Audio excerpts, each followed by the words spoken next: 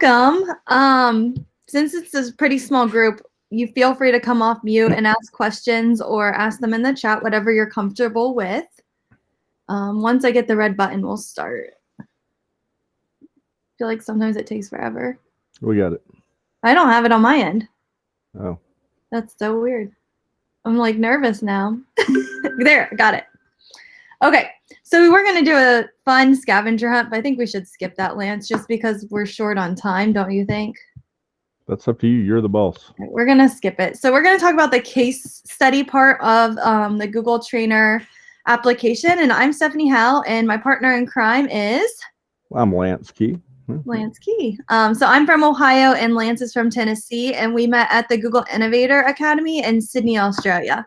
So that's how we're connected with Leslie. And so just a couple tips. And did Leslie give you guys this document at all? Do you know? Okay, no, I will share this. I'll share the slide deck with you. I'll do that if you want to keep presenting. Yes, that sounds good.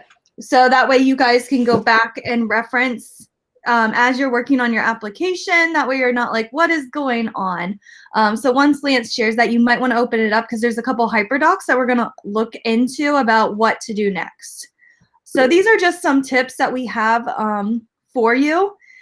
We suggest drafting your application in a Google document.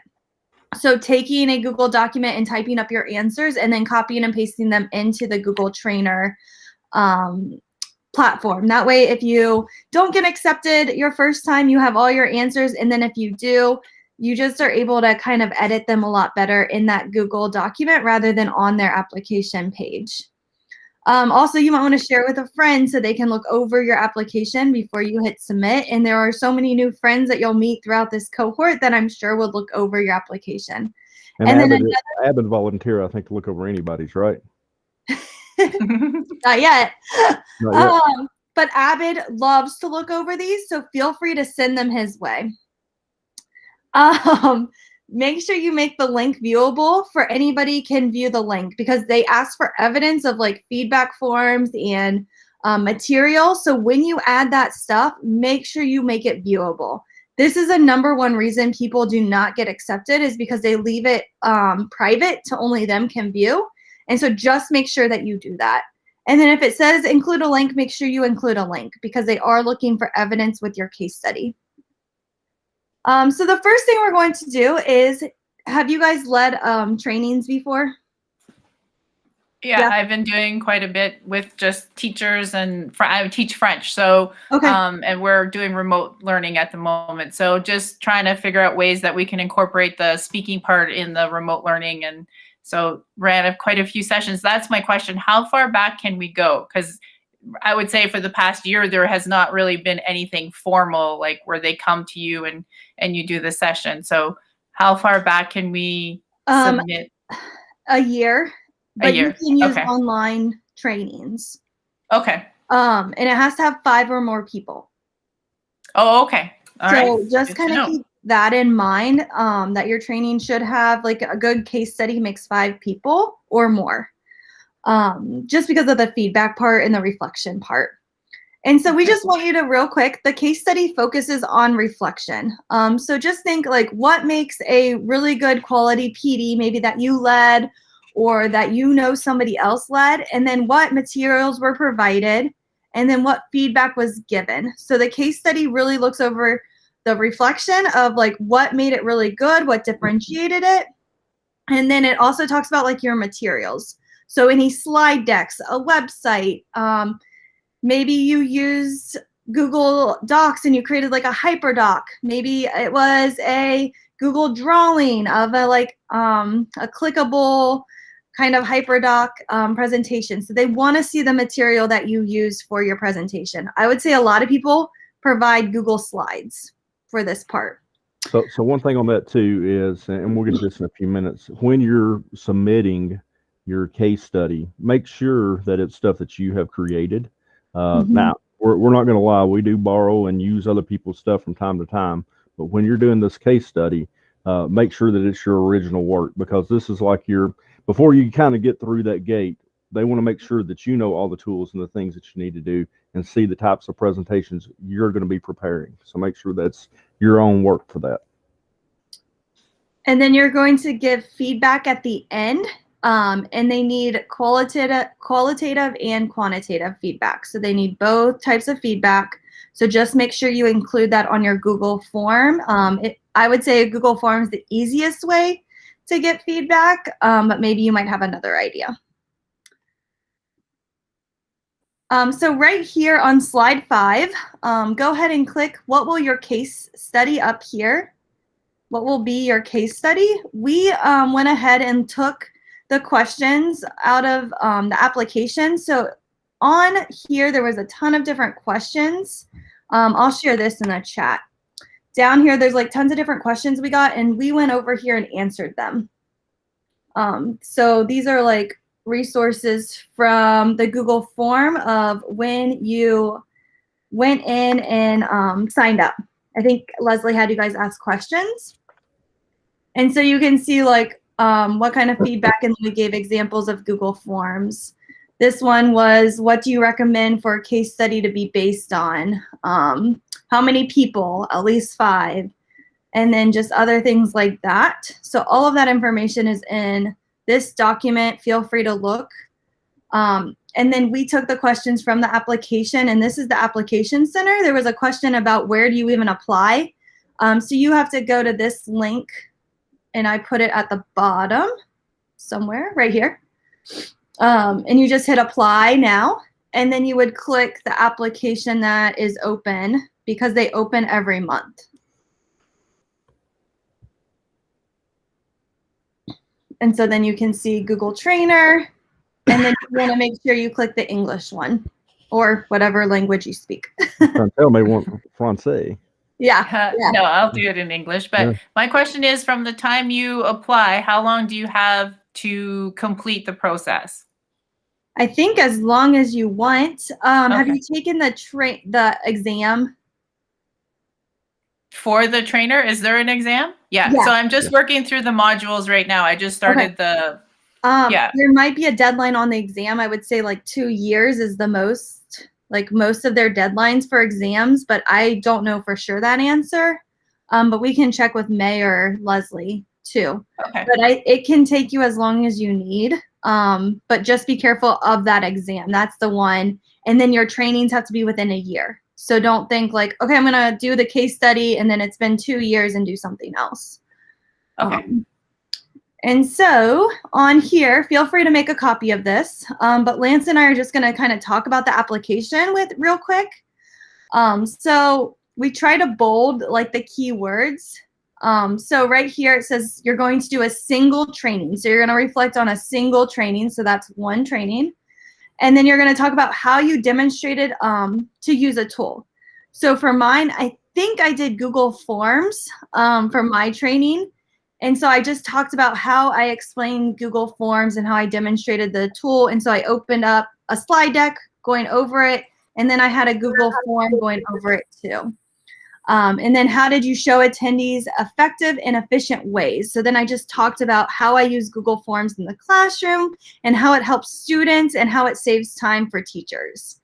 And it makes sure you meet the word count. And then Lance is going to go over number 2. Yep. So what actions did you take to engage the adult learner in the training? So engagement, obviously, you want them doing things hands-on.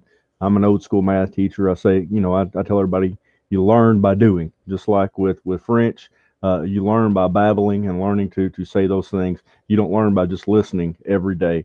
So how are you going to engage the learners in that? And you may want to, have your Google Forms in there of things that you're going to force copy for them. They're going to open up and fill out, whether it be a hyperdoc or hyper slides or making something. Maybe have those links in there, but also then differentiate. How did you differentiate the training for the different learning abilities in the rooms? We all know, working with teachers, and I'm sure because you guys are here, you guys are probably techie. You know what you're doing. So you've got to understand, most of the people that you are training are not at your level. So how do we take and hit all learners? And we're all teachers, so we've all understood over time that we're going to have our gifted learners. We're going to have our, 40 to 80% levels, but then we're going to have below our 40% that we've somehow got to teach them how to open up a Google Doc. Well, when you open a Google Doc that's in Drive now, how do I get back to that later on?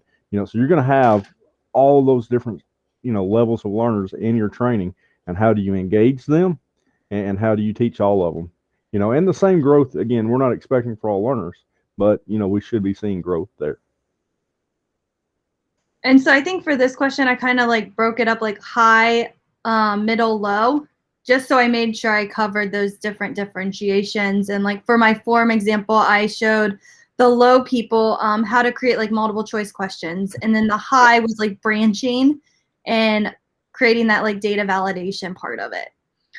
So that's kind of how, like an example of differentiation. Question 3, provide links to at least one training material. So this is where you're going to provide any links that you have to any training material. So like any slide decks, any Google Sites, make sure your link is available for anybody can view. This is, again, the like biggest thing that I see people not getting accepted because they can't view their link. Also, you can include any videos if you wanted to, or presentations that you've done. And it also says that you created. So that's where Lance was talking about at the beginning. Like, don't just steal a Google slide off of Twitter. Make sure you're the creator of that. You can kind of look at that as an example and then kind of take and recreate it to fit your style, but they really do want you to create it. So you would just provide that link. And then Lance. Yep. So a link to feedback you've received after this training, 5 most recent trainings, and the case study should be done within the last calendar year. So we're looking at your 5 last trainings that you have done, and what you can do. And Stephanie's going to show you some examples of Google Forms. Obviously you can get all of your feedback from there and link that in. But after you become a trainer, the big thing here is you have to log 12 trainings a year. So you have to go into the place to where they house all that, put in your 12 trainings that you have completed with different school districts or your school district, and log that there. So that's the one that I feel like that if once you become a trainer, if you don't get your trainer status back the next year, it's because you didn't do your 12 trainings. And I understand right now during the pandemic, it's been a little, most people think that it's hard, but Stephanie probably can tell you, she and I have been busier doing trainings this year than we have ever been before. Because everybody needs to know how to use Google Classroom now. So I bet I've done 40 sessions on how to use Google Classroom. Yeah, and digital trainings work. They don't have to be in person. Just make sure it's 5 or more people, and you should be good to go. And I think after you get in, some of the trainings can be like smaller, can't they, Lance? They can, yes. Yeah. Yep. Was 5 mine? Is that right? Yeah, for the case study. No. Question 5. Oh, no. I think that's me. Okay, go for it. I don't know who it is. After reviewing the feedback from the attendees of the training, how will you improve? So this is where you're reflecting about how am I going to improve after looking at that data and what they said. So this is where you might say, like, participant 1 said I need to work on this, and this is how I would fix that. And then what would you have done differently? Again, 200 words. Make sure you stick to those word counts. They are, I think it cuts you off on the application, but just make sure you double check all your word counts. And then again, we cannot stress enough, make sure all your links are viewable. And this is where your qualitative and your quantitative data comes in, because you want to make sure that who you're getting the feedback is, kind of what level they're at, because if it's somebody that wasn't engaged in the learning, well, why weren't they engaged? Is it because you were above their head the whole time, and it's just they couldn't do it, or is it because they were really advanced and everything that you were showing them they knew how to do? And you're going to run into that. So it's important that you know who they are, and sometimes that's hard to tell, but that's where you got to get your qualitative and your quantitative data and kind of match that up. Any questions about the application in those 5 questions? Hi, how many questions do you think would be needed for, do you know, the feedback form at the end of a session? Like how in depth does that need to be? So, okay, I'm gonna go on. Right here, I provided 2 examples of feedback forms. It's on slide 6. So all you'll have to do is click example 1 or example 2 and make a copy.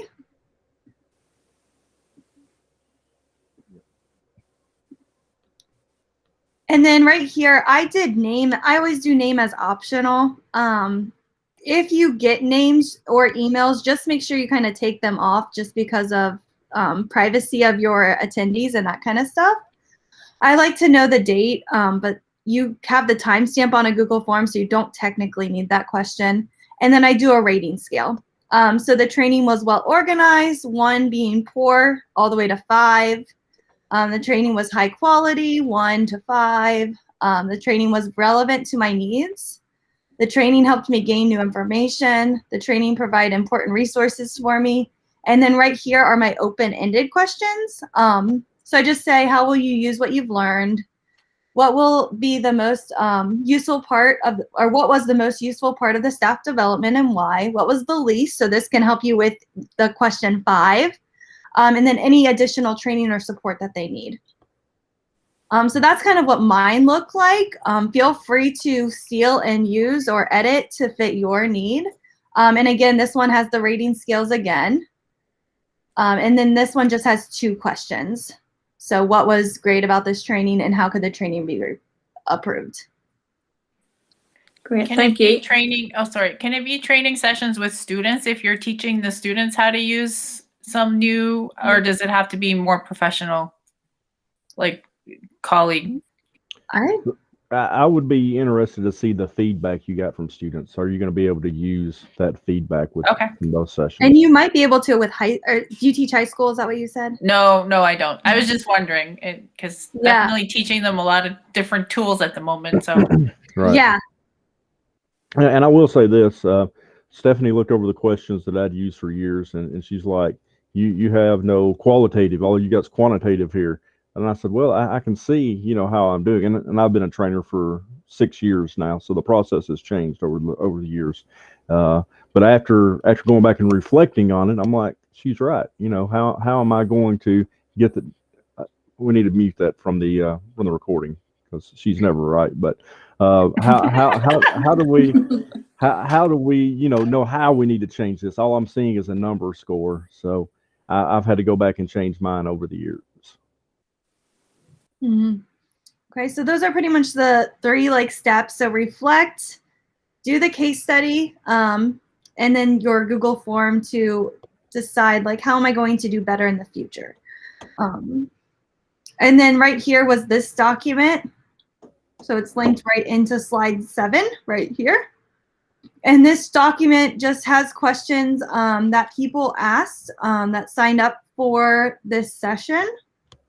And so it just kind of talks about, here's the feedback forms again. This one Luis made, it was just a really cool one that he did. It was the way that he set it up, it was based on Autocrat, but I would not use it for the trainer assessment because it doesn't really have good qualitative data. So this one, I just thought it was a cool one after you get in to look at. And then, do you recommend case studies based on? So just think of a training you've been in that has been impactful. Make sure it's Google. I think it has to be Google products, doesn't it, Lance? Yes. So just make sure it's on some type of Google product and that kind of stuff. Also, feel free if you need a platform to present on. GlobalGEG, we're always looking for people to present, and we use StreamYard. So StreamYard is another way that you can present to people without having interruptions, and you're able to present and then get feedback through the YouTube chat. So feel free if you need a platform, we are willing to help you. And usually there's more than 5 people that attend those events. So you should be good if you do need something.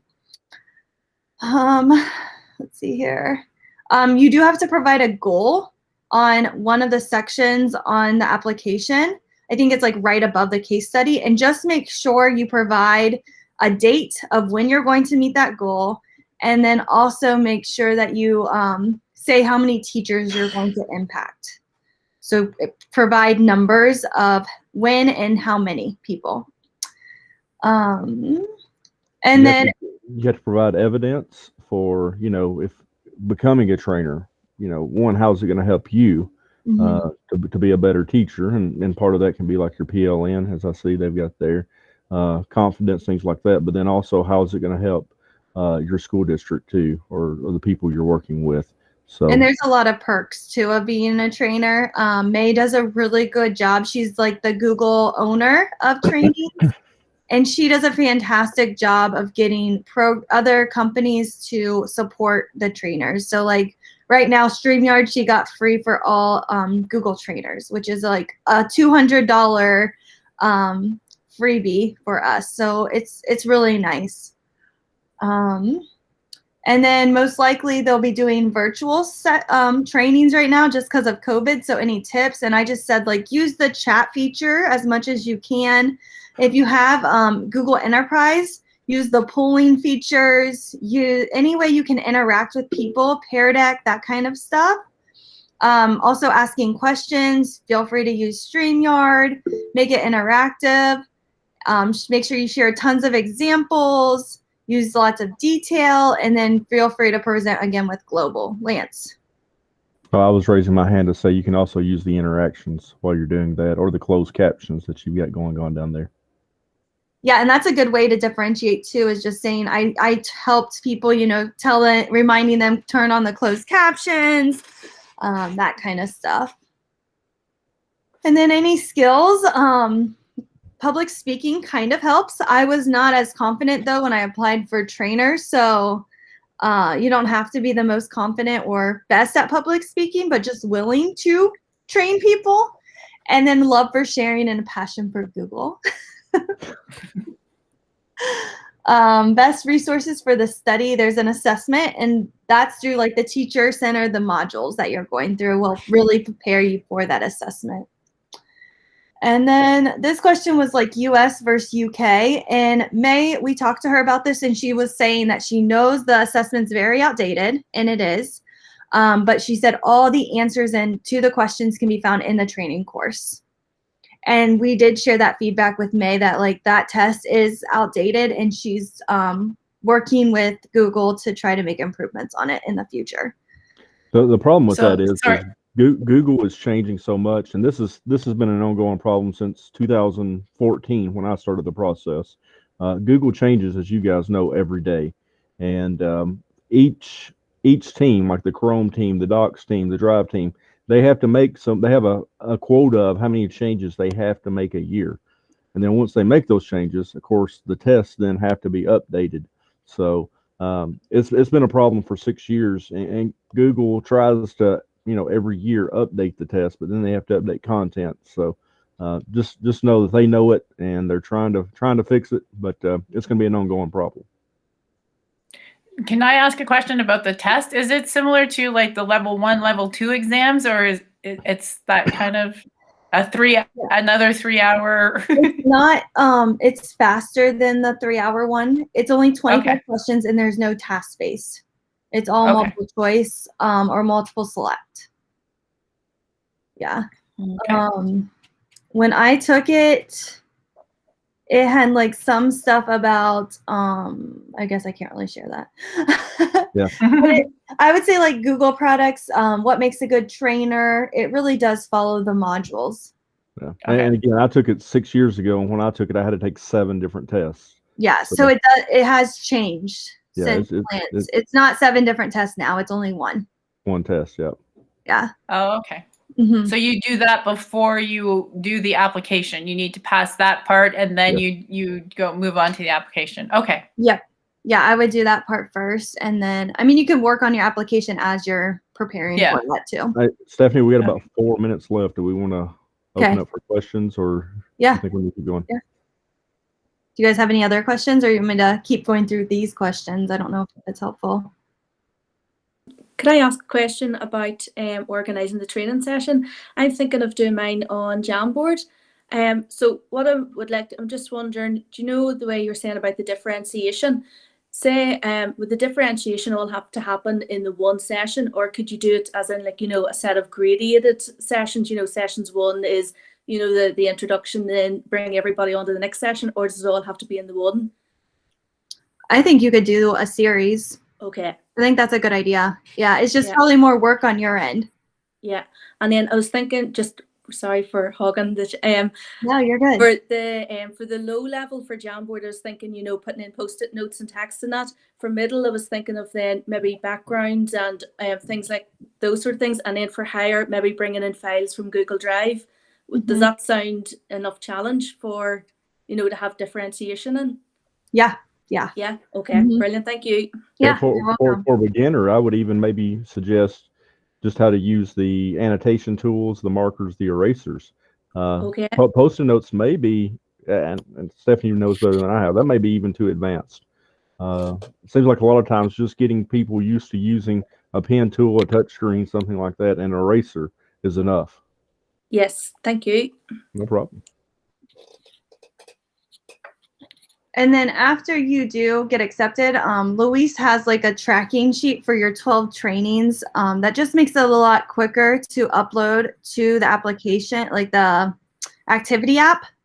So this is just here for later once you do get accepted, because we know you will. And then let's see here. Yeah, we will share this slide deck with you that has all like the resources. We talked about platforms, so using Meet, Zoom, StreamYard, Teams, I guess, anything that you can communicate with people works. This is the application link. And then we kind of provided examples. I don't know if there's any like recordings of any case study videos, but just like basic Google, I would say anything like basic Google would be an example of a case study that they could have used. And that's all the questions on that sheet. Any other questions before we head back to the other room? And if you guys do have questions that you think about later, feel free to reach out to Lance or myself. And once you become trainers, just to advertise, because Stephanie didn't earlier, you can come be on our podcast. Yeah. So Stephanie and I host a podcast, Get Inspired and Innovate. You can click on it there. It'll take you to the website. And we talk about all kinds of googly stuff. I think that's why they paired us up. I loved the boot camp. It's what got me level 1, level 2. It was incredible training. And that sort of started me on this path, which I wasn't expecting to do the trainer. But once I finished level 2 and started looking into it, and I thought, well, I think it's doable. So yeah, thanks for all that free PD. It's been incredible. Yeah, you're welcome. Yeah, thank you. That's great to hear, Chantel, with the you know, the fact that you know, like the boot camp had made such a difference. Oh, for sure, because it was kind of like this unknown. You didn't really know. I didn't know anything about it. I knew a couple colleagues that had it, but not enough to sort of question. So this really walked you through the process and really prepared me well to be able to pass them. So very appreciative and definitely sharing a lot. I've heard encouraging other people to do it here in Ontario. So thank you for that. And actually, I am now a member of the GEG Ontario. So we're sort of growing that group now too. So that's awesome. So you're from Ontario, McCarran. Do you mind sharing where you're from?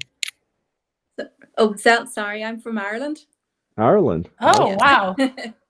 Yeah, no, I love the YouTube channel GlobalGEG. I mean, it's brilliant. I've got so much from it. So, yeah, really appreciate all the effort that's gone into that. Thank you. Lovely. That's so exciting to hear, because we don't, you know, like, unless people leave comments, and we're always too busy to just keep leaving comments everywhere, but we're pretty sure that we've got a big reach because we get thousands of people watching certain groups of videos, but just to be able to have another place to go in and find quality resources from amazing educators from all around the world tops my list. I almost feel like they're familiar people now. I've attended so many different sessions, and it's like, oh, I recognize, you know, Here people- comes up. Yeah, I think Chantel was in the early part of the meet. She saw what it was really like. It's a all hot good. mess, and then we get it together. Oh, I for think sure. it's starting to come back now, so I'll just go back to the main meet. Yep, we'll head back to. All right. But Thank Thank feel you for free joining to us. reach out to Lance or myself if you guys have any questions or need any support throughout this process, because it is a lot. Yeah, there's a lot to wrap my head around for sure, but we'll take it one step at a time and we'll eventually get there. Yep. All right. Nice to Thanks meet you guys. again. Thank you. Bye.